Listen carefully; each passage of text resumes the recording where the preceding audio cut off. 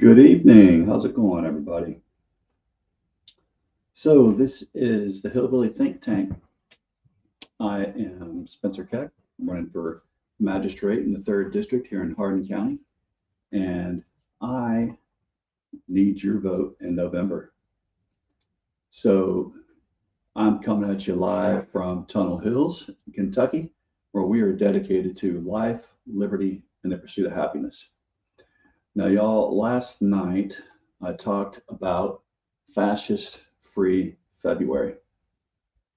This morning when I woke up and had to work from the house due to the snow, turned out that my wife decided to watch Eleanor the Great. She wanted me to use a clip from that movie where the character describes what it was like to survive the Holocaust after watching her brother being shot 14 times, and she barely escaped being shot by the Nazis. Unfortunately, I couldn't figure out how to download the clip, so I'll just have to ask you to watch that movie if you get a chance. She was very touched by it. I caught the very tail end and was also very, very impressed. Now, why do I bring that up? Well, if we're going to have an actual fascist-free February, like I envision, where across the nation we'll say, hey, we're not going to spend money on Jeff Bezos and his companies. We already have given up on Musk and his companies. So what do we need to do? What can we do? Again, it's going to have to be a bit painful for 28 days through February. We're just not going to partake in Amazon Prime, Amazon at all. Think of all the things they bought out in that monopoly, like Whole Foods. If you need to buy the stuff, buy it now, but don't buy it February. Hit them where their pocketbook is. Think about what it would have meant in the 1930s and 1940s if no one had bought Volkswagen, if no one had bought a BMW. All these products that the oligarchs and the fascists that supported the grand leader, if they hadn't had any money to prop up that mustachioed terror, or partially mustachioed terror, then what would have happened? Could fascism have been chopped off at the knees if they didn't have the support monetarily? That's what I'm asking everyone to consider. Remember, it is only us that can stop this. It's only us that can lead the way out. You know, we aren't helpless, but if we're planning on the corporate Democrats and the guardians of the pedophile GOP to do this for us, then yeah, we're barking up the wrong tree. We're just going to watch it all, our whole democracy that I fought for, we're going to watch it go down the tube. And I didn't spend my life from 18 to 42 and spend all that time for nothing, I hope. Hopefully, other Americans also have the wherewithal to stop this. So tell me what you think in the comments if you get a chance. Hi there, Dane. How you doing tonight? So as we, look at the terror in our streets, it is something that sadly, I guess no one really believed when Project 2025 told us that they planned on, setting up a one-party system in our nation.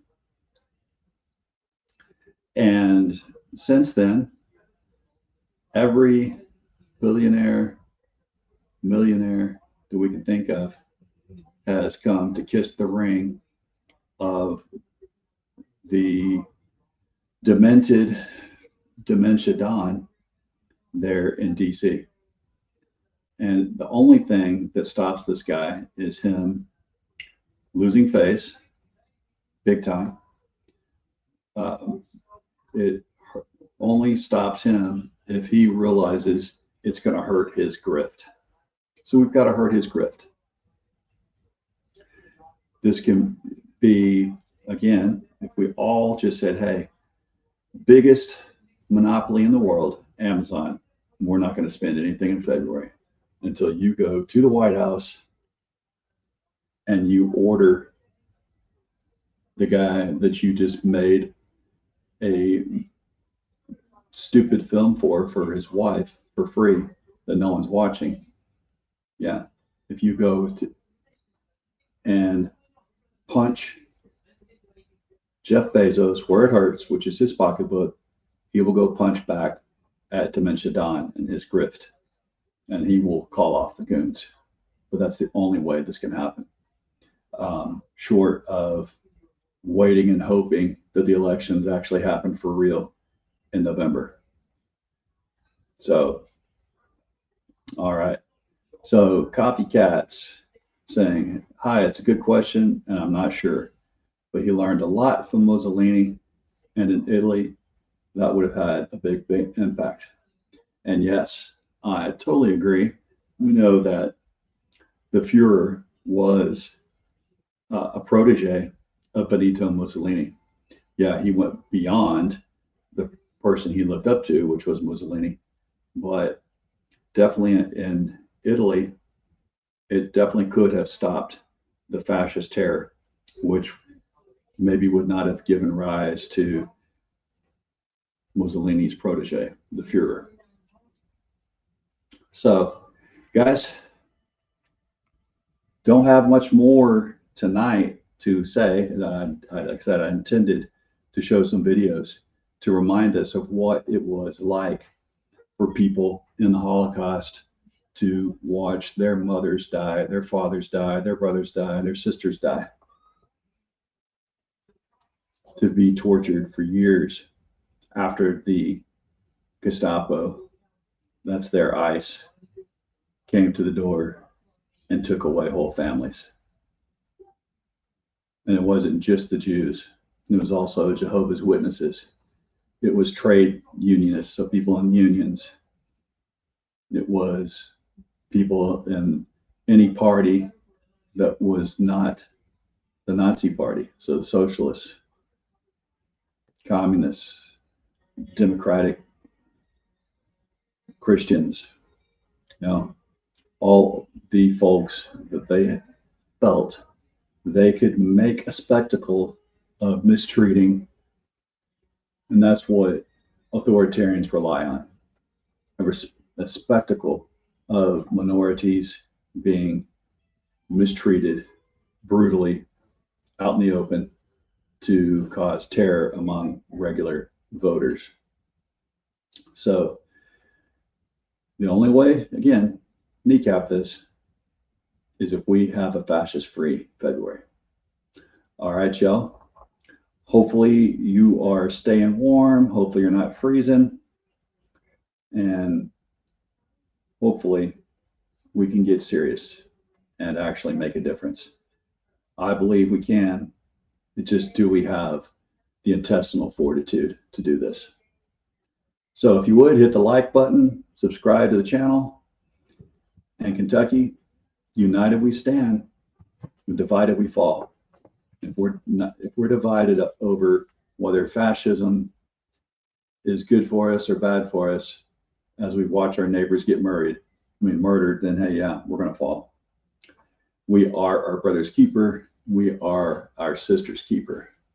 We love our neighbors as ourselves here in Kentucky. Bless our corazón. Bless our heart.